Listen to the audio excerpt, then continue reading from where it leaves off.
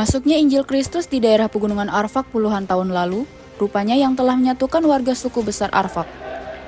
Pasalnya, sebelum adanya Injil, warga di pegunungan Arfak saling bermusuhan sehingga hidupnya selalu berpindah-pindah. Diketahui kalau masuknya Injil pertama di daerah pegunungan Arfak oleh misi tim di distrik Testega, yang kemudian berlanjut ke distrik Sururey dan berakhir di distrik Menyembau. Hal ini disampaikan Bupati Pegunungan Arfak, Yosia Saroy, saat memberikan materi seminar bagi jemaat di distrik Testega. Bupati menuturkan, kalau mula-mula adat yang pertama ada di daerah Pegunungan Arfak, kemudian masuknya Injil dalam hal ini gereja yang berkembang ke beberapa daerah, setelah itu masuklah pemerintahan.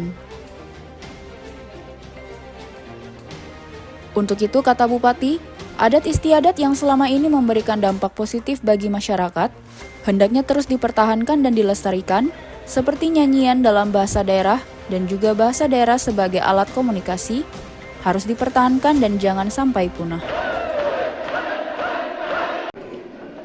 Injil masuk, baru bisa menyatukan kita semua. Ya. Dulu di PKB ini ada kecamatan, itu namanya Anggi. Dan itu distrik tertua sejak Belanda. Itu cuma satu saja. Yang lain itu ada mereka dari Manokwari, ada juga yang dari Wormare, ada juga yang Ransiki dan juga Anggi. Akhirnya ya pemerintahan sebelum ada kita sudah ya mengenal Injil. Injil yang pertama kali kemarin ya almarhum Bapak Domingus Mayor sampaikan. Injil pertama kali masuk ke Testega. Setelah 6 atau 7 bulan, ya karena nyonya sakit akhirnya berubah dan sedang kembali ke Kapos yang kedua kali di Sururey habis itu masuk ke Menyembau. Nah, dengan demikian kita ini sebenarnya yang pertama itu ada, yang kedua baru gereja, ya nanti ketiga baru pemerintahan. Jadi gereja yang masuk dulu, habis itu baru nanti pemerintahan.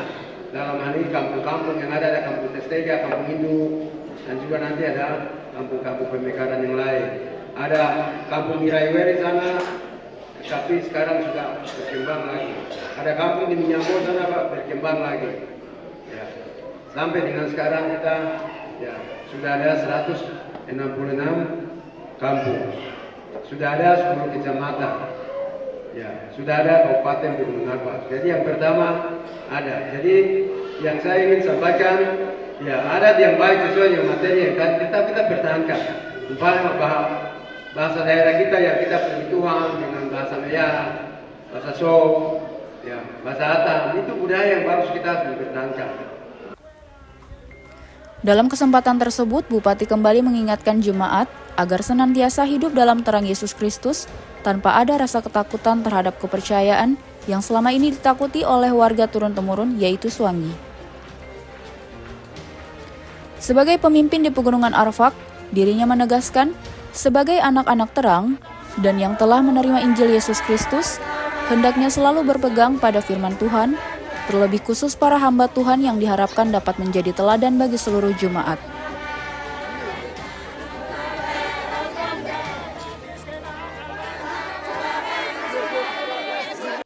Supaya jadi contoh teladan panutan untuk kita semua. Kita yang ada di birokrasi pemerintahan, jangan kita takut. Mau takut siapa lagi? Sekarang kita ini anak-anak Injil, anak terang, anak Tuhan. Tidak kan anak Swangi, anak iblis, anak setan, anak adat itu tidak ada. Kita ini semua ini anak Tuhan, anak Injil, ya anak terang. Itu saja yang ada di hati pikiran kita. Ya.